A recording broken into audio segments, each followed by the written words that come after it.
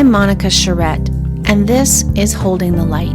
As long as you love, I will whisper in your ear, little whispers you will hear. As long as you love. Sharing our stories of child loss can be an important part of the healing process. What we learn is that by sharing our experiences, we keep the eternal spirit of our children alive, and hopefully along the way, we give validation and hope to others traveling the same journey.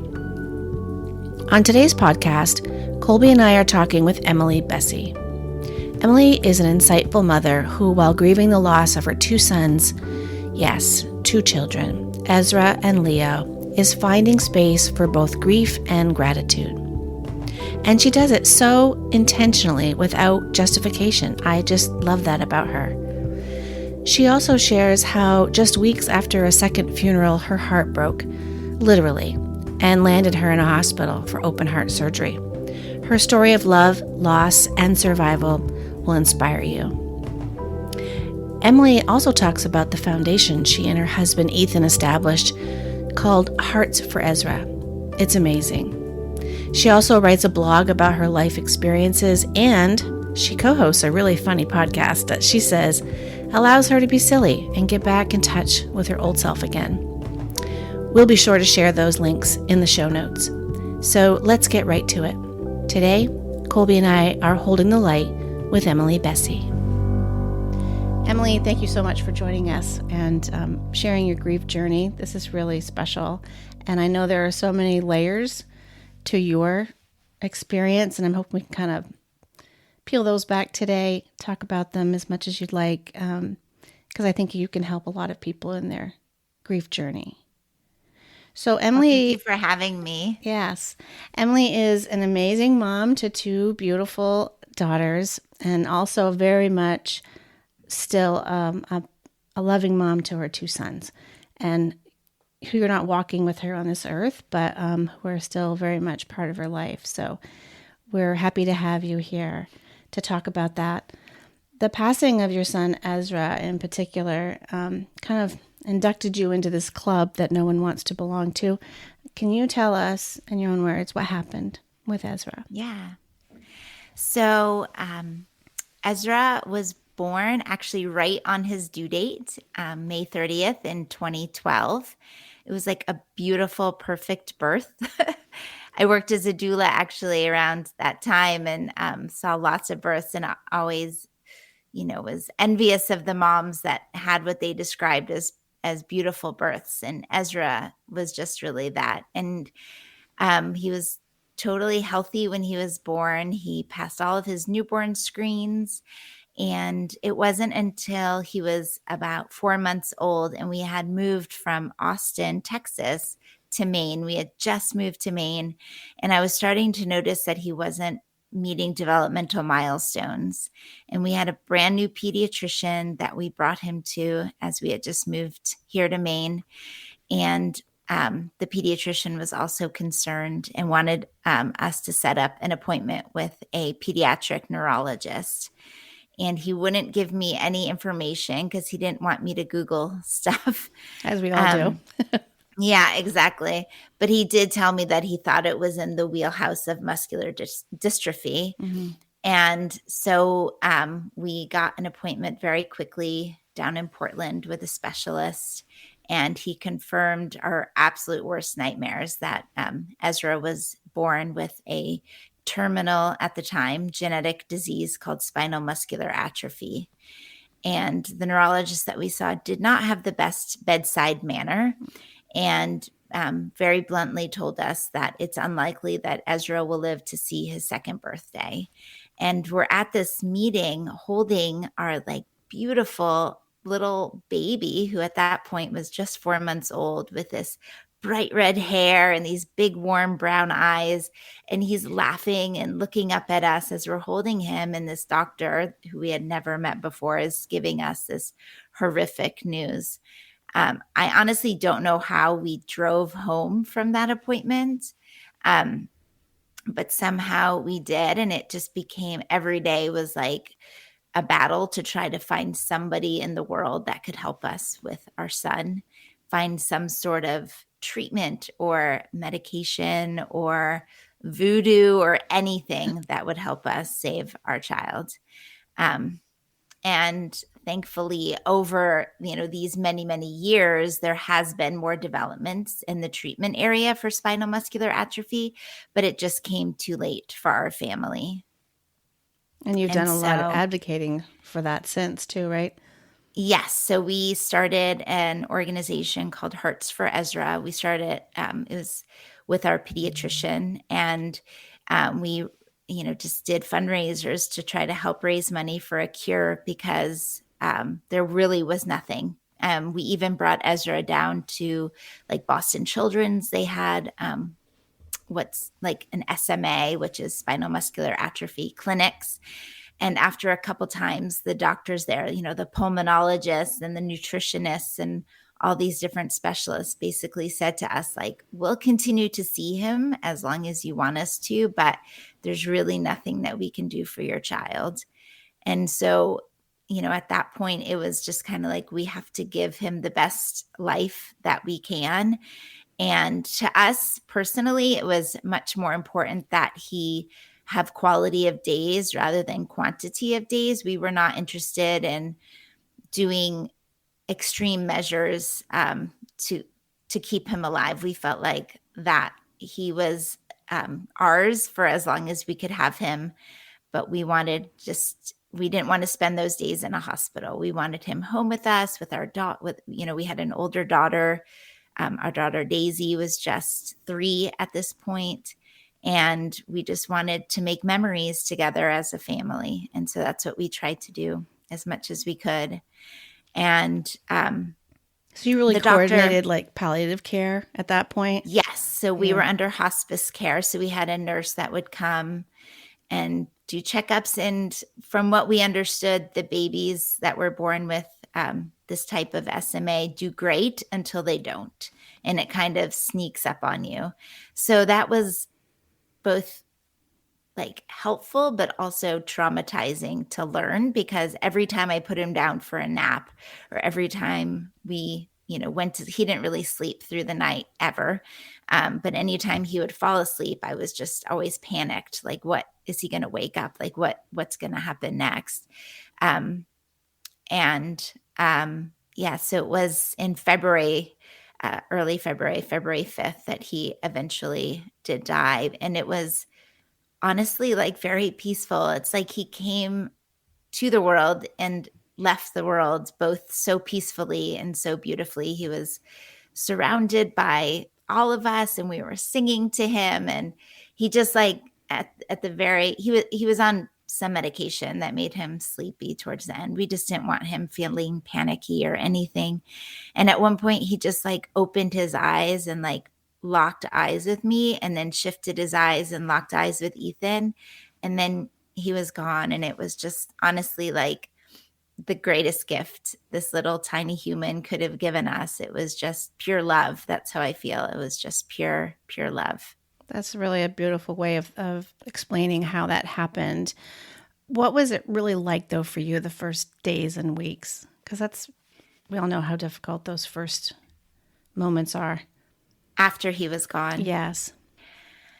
So, as I mentioned, Daisy was just, at that point, she was 3.5 years old. And I vividly remember waking up the next day and like audibly gasping, like the sound just came out of like, oh my gosh, like what is happening? And the next thing I knew, I heard those little feet coming across the hall from her bedroom, just like she had every single morning since she was old enough to walk. And I just realized like I have no choice in this. Like I cannot just stay in this bed and like pull the covers over my head and disappear. Like I have this little child that needs me and needs me to be strong for her. She didn't even know at that point.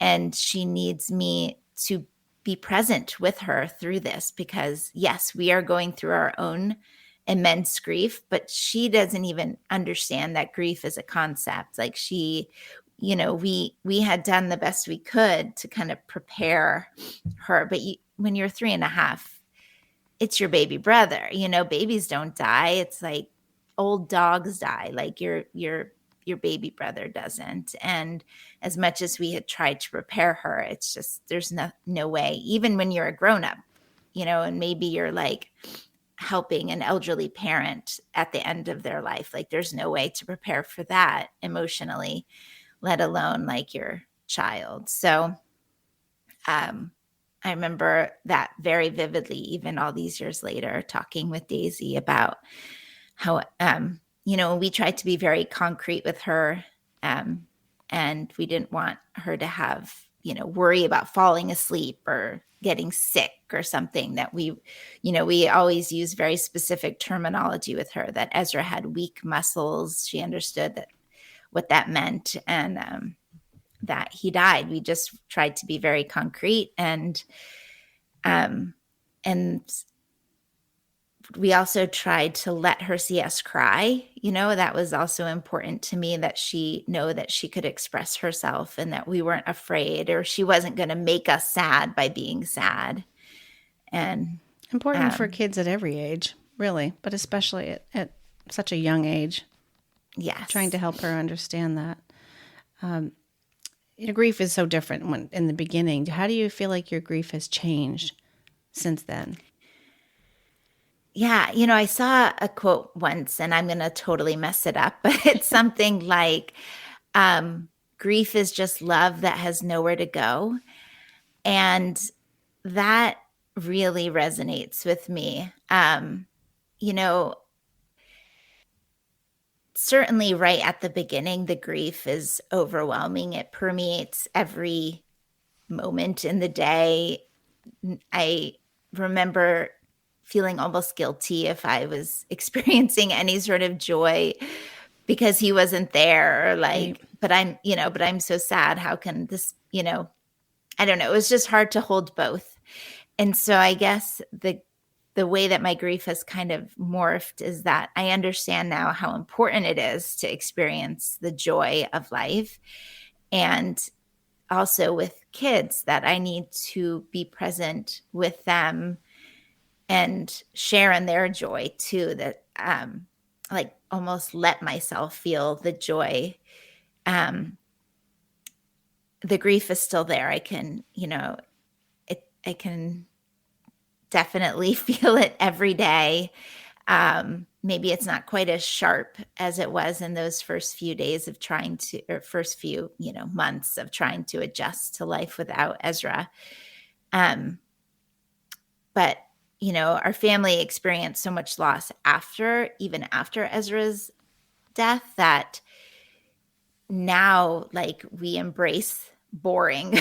We embrace mundane and like unexciting. Like, let's just be together and play Uno. And that brings joy because it's simple and it's uncomplicated and it's just us. And so, yeah, I guess to answer your question, like maybe the grief softens, but for me, it hasn't. It certainly hasn't gone away. That's important, I think, for people who are listening, who are at any stage of their grief, that no, time does not heal. We both know that. Yeah. But tragedy struck your family again just a few years later. Can you tell us what happened? Yes. So my husband and I are nothing but determined. And we felt so strongly about growing our family. Our oldest daughter, Daisy, was just born to be a big sister. She always, when she was a tiny kid, always had two baby dolls under, one under each arm all the time. And we just felt like we had the love to share with another child. And we could never get pregnant easily. We always had to use like IVF for different things of that nature. And certainly now, knowing that we both were carriers of a genetic disease, we, were very happy to have the science available to us to be able to test embryos and go through this whole very medical process to try to grow our family. And so I was able to get pregnant again with a healthy embryo.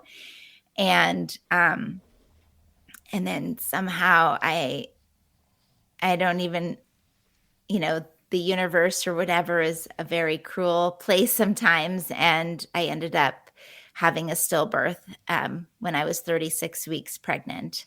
So it was like the cruelest twist of fate that, we tried to keep the pregnancy from our daughter for as long as humanly possible, because I was like, this child cannot go through another loss, and at some point she, is, wasn't, she was aware of the fact that my body was changing, and Right. was so excited, and we wanted to share the joy. And then, our son, who we named Leo, the fact that he just stopped growing, the doctors have no answers, just a horrible, you think like stillbirths, that's something that is old fashioned or doesn't happen anymore, but it's kind of amazing how often it can happen.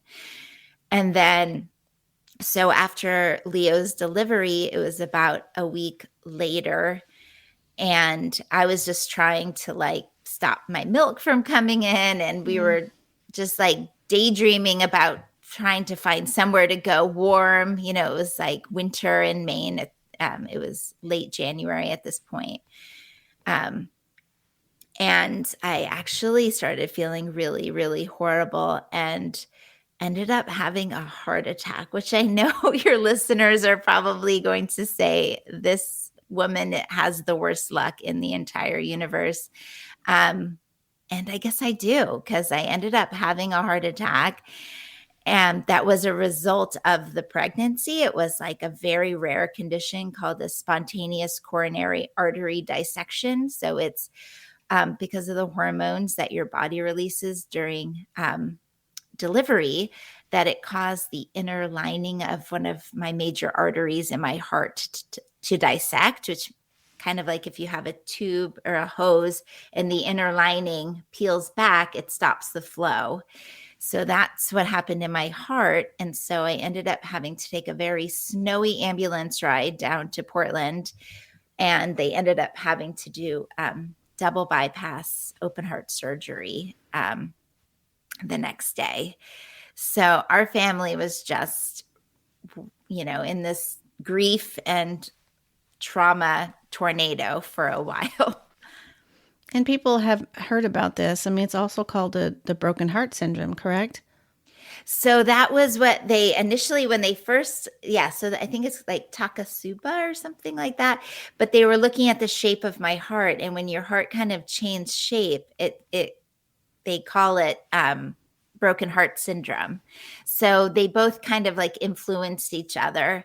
So it was kind of like the heart attack kind of brought on this other condition, the broken heart syndrome. Wow. So I know, it's like you can't even make this stuff up. You can't make this up, but you're here to tell your story, which is even more amazing, really. I am very thankful for that, honestly, because yes, it's such a rare condition, and sometimes it's not coupled with a heart attack, but when it is, the person does often pass away, because it can happen, in the middle of the night, or when you're not maybe as aware that it's happening to your body, and not able to respond as quickly to get help. Tell me, if I could just step back just one moment. How is your grief over Ezra different than your grief with your second son? I don't understand. How is it different for you? So Leo, it's almost like I'm grieving what could have been, because I didn't get to know him. I grew him. So he was a part of me for, basically 9 months. But I didn't get to interact with him in that same way. And just, it's the grief of what could have been, what should have been for our family. And just like missing him. Like I have memories with Ezra. I have videos. I have pictures of me kissing him and him interacting with me, and you can see the love. He can see the love in my eyes, and I can see the love in his eyes. I have, memories of him with my husband and with Daisy. But with Leo, it's just sadness and pain. I just, yeah, and just, what ifs, and what if I had gone for an ultrasound earlier? And I've done lots of counseling around all of that because you can't, I've learned that you can't live your life through what ifs. What if I had done this, or what if I had done that? But so there's a lot of sadness and loss there. It is a different form, I guess, than the loss I feel around Ezra's death. Do you think you'll be reunited with Ezra and Leo one day? Like, what do you believe? That's an interesting question. And I really wish that I believed that I would be. So I'm Jewish, and I was brought up to, we don't have a necessarily a concept of a heaven, I think, in the way that, like a lot of people that I love very dearly do. So what's very important to me is keeping people's memories alive through the way we live our life and by telling stories about them. That's why the podcast that you're doing is so special in my mind, because you're allowing all different people to keep their memories of their loved ones alive. What you do with Shine On Cass around your daughter is a beautiful way of keeping your daughter's memory alive in my mind, and helps you stay connected to her.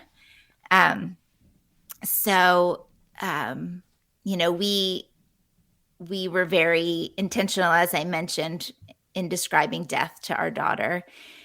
And because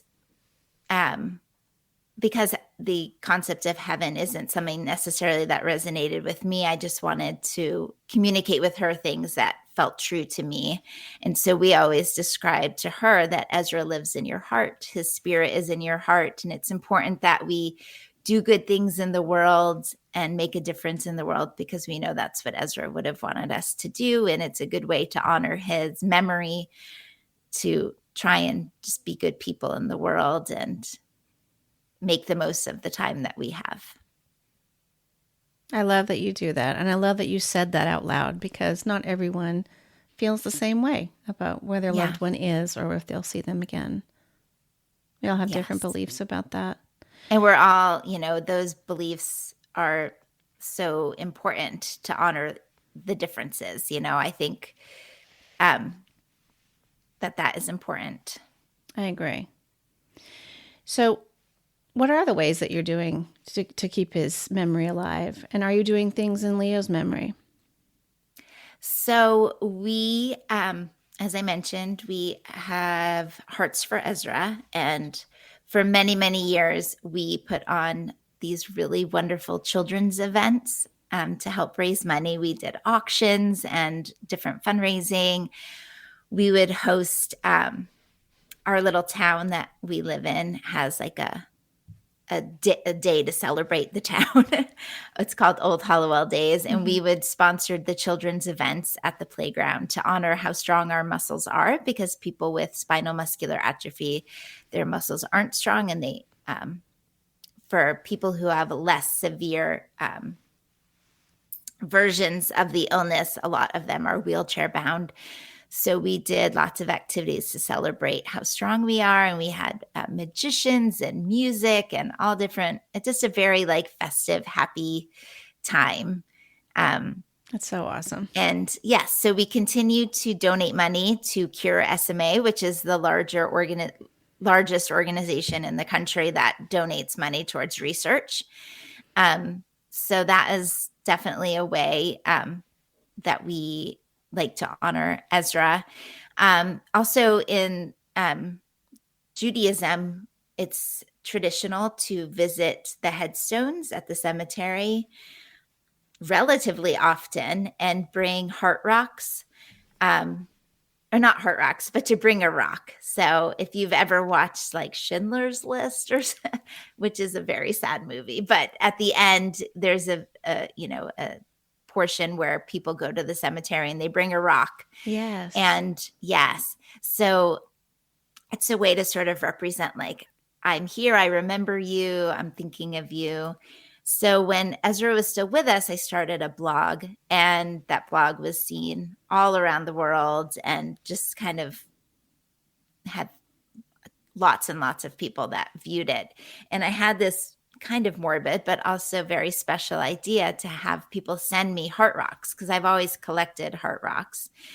And I thought, how special to, all these people, most of whom I don't even know. How special would it be if someone sent me a rock that had their name and where they're from? And so when I go to the cemetery, I can grab a rock or two and it would have their name, and it would kind of be like representing them paying honor to our child and now our son, both of our children that are buried there. And so our poor mailman for many, many months had to deliver boxes of rocks to us. We got a whole box of rocks from Hawaii that were like these amazing coral little hearts, and from Germany and England and just all over the world. It was phenomenal. And so I still have these rocks. And so that's a very like small way that we honor, Ezra and Leo, is by going to the cemetery. And now I go with my daughters, and, we just take a moment in our day to think about them and send some love out into the world. And so there's lots of, I feel like there are a lot of ways that we can honor the people that we love, that we lose. And it doesn't always have to be some grand gesture. It can be small, simple ways. I feel like this right now is honoring them by sharing their story. So Yeah, well, thank you. Well, I appreciate you being here, sharing yours. And the Bessey story didn't end there. As you mentioned, you do have another daughter. Tell us about Yes. Ruby. So we have little Ruby, who is a bundle of love. So it would have been incredibly foolish and dangerous for me to get pregnant again. Mm-hmm. And so my husband, Ethan, and I made the decision that we would pursue adopting a baby. And that's what we did. And we have a very sweet adoption story and got to adopt this very tiny baby. And she has grown up to be just such an amazing addition to our family. She and Daisy are actually remarkably similar in temperament and energy level and talkativity, if that's a word. It is now. But so much creativity and love in this little tiny kid. And so she's now 6 years old, and she's just, a light in our life for sure. And she is so thoughtful about, what we're talking about here today, that she talks about Ezra and Leo almost daily. And she asks questions about them, and she asks about like my grief, and she talks about her own grief. And she, obviously didn't get to meet either of them. And yet she feels very connected to them. They're her brothers. And it's, I think, incredibly sweet and loving that she recognizes she is part of this whole story, and grieves as well. She's a very sweet soul, but she didn't get that way by herself. So I'm sure you and your husband had a lot to do with that. Oh, thank you. So a lot of people ask us, and I want you to, if you could reflect on it, you probably get this question a lot. How can I help someone who's grieving? What really worked for you? What were the things that you would share now with other people who want to reach out and support their friends who are grieving? Yeah, that's such a good question. And I think it's different for everybody, obviously. But I do think universally there are things that we can do to show someone just that we're there for them and we're present. I think doing rather than asking is probably one piece of advice that I would give. Just bring the flowers or bring the meal or drop off the chocolate or the wine if the Uh-huh. person enjoys wine. Just do it and send the text. Even if you don't know what to say, I don't know what to say, but I'm thinking of you. I didn't really have energy to like talk on the phone after or even during when we were managing Ezra's illness or trying to, recover from mine, surgery and stuff. But sometimes if someone just texted me at the right moment, then I would respond. You just never knew.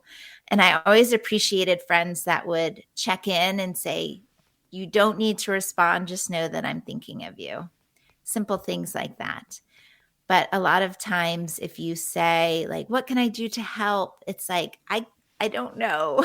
Right. So that's why I would say just do. If you think a meal train would be helpful, you can say, we want to do this for you and just set it up and do it. Unless the person is like, I really don't want this, then of course honor that. But yeah, don't be afraid to reach out. Another thing that I would say is I think sometimes people worry that they're going to make you sad or Mm-hmm. make you think about your loved one that you're grieving.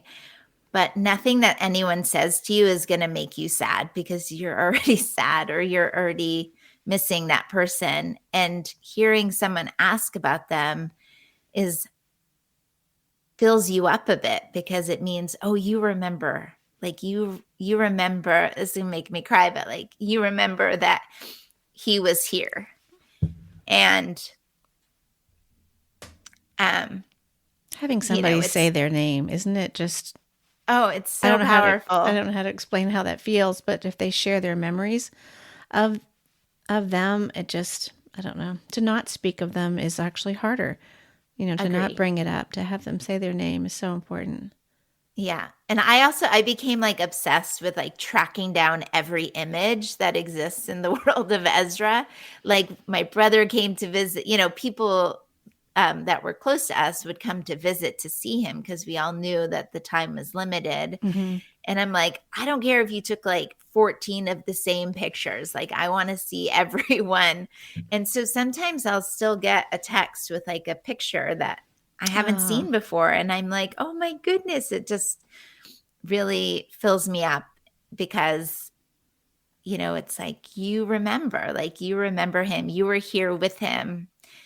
And so I would say to people out there that have a loved one that is going through something hard, don't be afraid to talk about it with them or let them know that you're thinking of them because, like don't withhold the love. They need it. that's really good advice. Yeah. I imagine you're not the same person that you are anymore. What do you miss about yourself? I think about this a lot when I look in the mirror and I don't see the same person. Yeah. Sadly, I think that is very true. I wish that it wasn't. Um, I think that I am more introverted than I was. My energy gets depleted quicker. Um, as I mentioned before, I think joy is a little bit harder to access than it was. I feel like I was a lot more carefree prior to all of the loss. I think I love deeper now. I think I have a greater degree of empathy for other people that maybe until you go through a lot of loss, it's harder to access. I don't know. I think the joy piece makes me the saddest, probably. But I think that I've let myself laugh more, um, because, as I mentioned, I feel like it doesn't it doesn't honor their lives to just be sad all the time. And quite frankly, my friend Amy, who, as I mentioned to you, I do a podcast with, Hmm. and it is the most ridiculous podcast. It's so It is fun. So very fun to listen silly to. and kind of frivolous, but it helped me remember that, like, I can be funny sometimes and it's okay to laugh and be silly.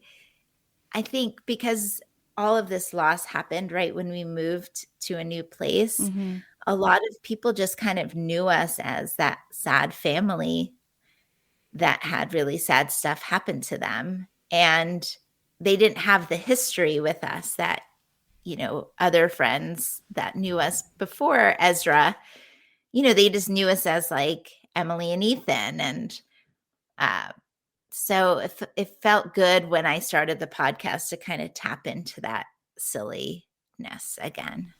I just feel like if you've found such a way to integrate loss into living, and you've finessed that in a way that most people have a hard time doing. Oh, that's nice of you to say. I I'm going to tell you something. I don't know that I've told a lot of people this, but so after we lost Leo, I had this woman come to my house because I was like, surely it's this house because all this bad stuff has happened since we moved into this house. And so she came with like some sage or whatever. It was actually a woman we had met through hospice, and she's an amazing intuitive person. And so she came to, like, smudge the house or whatever you call it. Wow. I don't even know how I feel about that, but like I was like, I just got to do whatever I got to do to like get this situation back on track. So she came and she's like, Emily, I have to tell you something. I don't think it's the house. I think it's you. Wow. Well, and what she meant was, she said, I think that you have like one foot in both worlds, kind of, that you are a mom to these two little babies that you've lost, but you're also a mom to these two little girls that are here, and you feel very like torn inside. And I was like, I want to be here. Like, tell the universe that, like, this is where I need to be. So she smudged me, and now it's all good. That's a great story. So you're so inspiring. You're somebody I truly look to for strength, Emily. I do. And I want you to leave us today with the question that we love to ask is, how would you like us to remember Ezra and Leo? Yeah, that's such a powerful question. I guess the thing that strikes me the most about them, is that you can really make a difference in the world, and you can touch people's lives really, even when you're a tiny baby. So even more as like big grown-up people, that we really have the power to do that. If like these tiny little babies can, like, we certainly can. We can do stuff to make the world a better place, or to impact people's lives. Because I really think that, like, Ezra in particular, in his 8 months here, he really touched people's lives around the world. And I got so many messages from parents saying, like, I'm going to try to be more patient with my kid tonight after, reading about him or seeing the pictures of his big brown eyes. And I think sometimes we feel a little powerless in the world, and it's like, no, you've got your power, you can make a difference. So I guess that's would be my message, that even very small people can make a difference. Absolutely.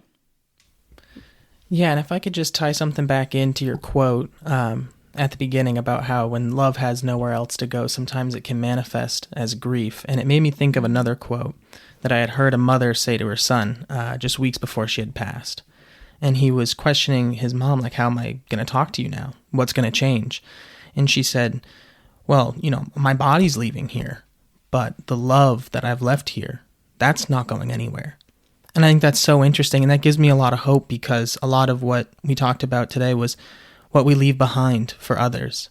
And sometimes it's not material goods and possessions and houses and things like that, and it's not the time even. It's the quality of it. It's the love that we express to the people that we care about. And even when, we can't talk, that love is still there. And Absolutely. it just gives me so much hope to think that both Leo and Ezra, I can feel a little bit right now just talking to you and hearing some of your words. I'm very taken back by your strength and your compassion. Oh. So thank you. Thank you, Colby. That really touched my heart. Thank you.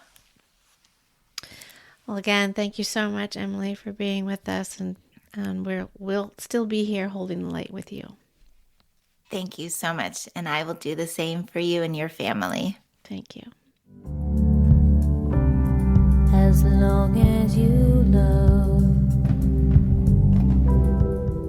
Thank you so much for listening. If you found this podcast helpful, please share our link with others and subscribe so you don't miss future episodes. I'm Monica Charette, reminding you that you are never alone in your grief.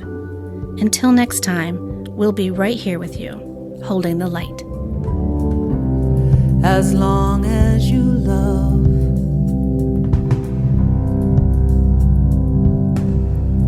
As long as you love.